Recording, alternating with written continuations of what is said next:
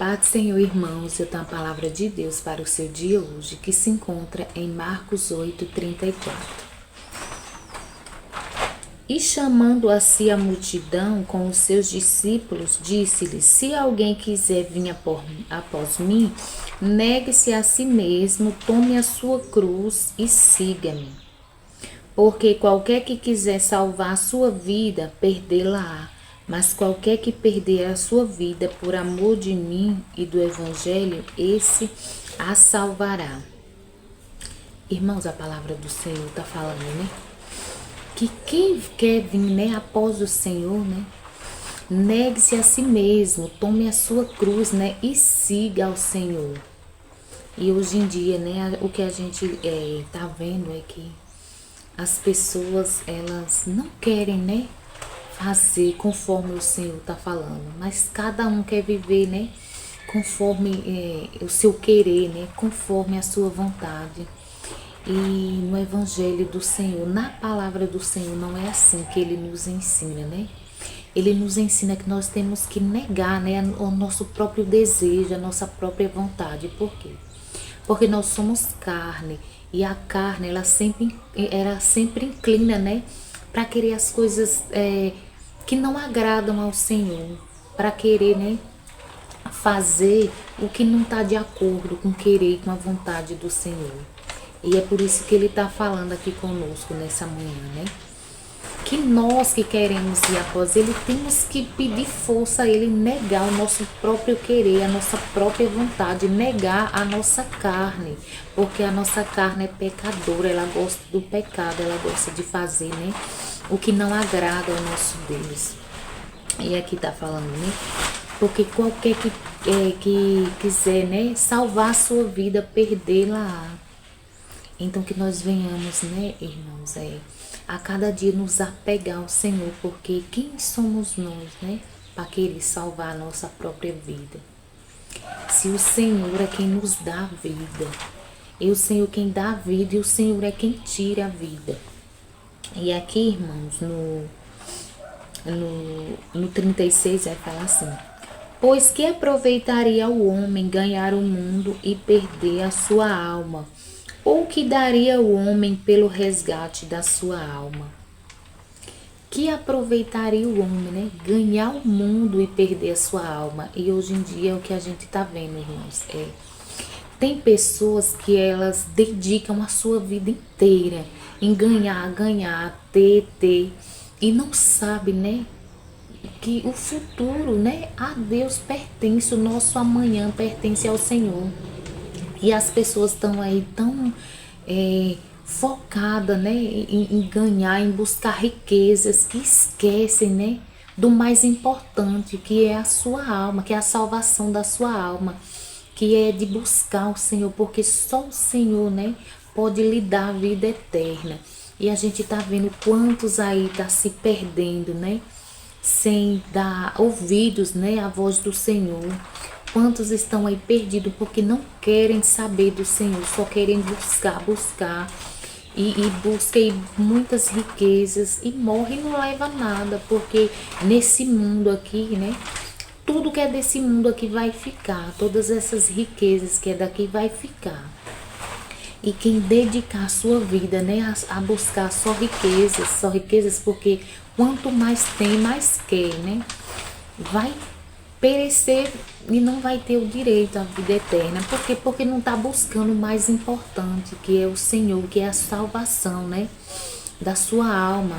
Não pensa que depois, né, dessa vida, né, tem uma vida eterna esperando pela gente, ou então tem uma condenação eterna esperando.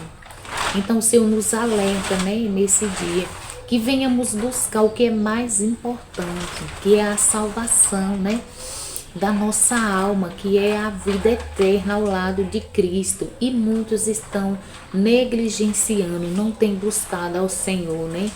Muitos têm buscado coisas obscuras aí para obter mais riquezas ainda, porque não se satisfaz, é como um saco, né, que o fundo é furado. Quanto mais você põe, né, mais vai escapando, e você querendo encher, escapando, e assim vai, e assim sua vida passa.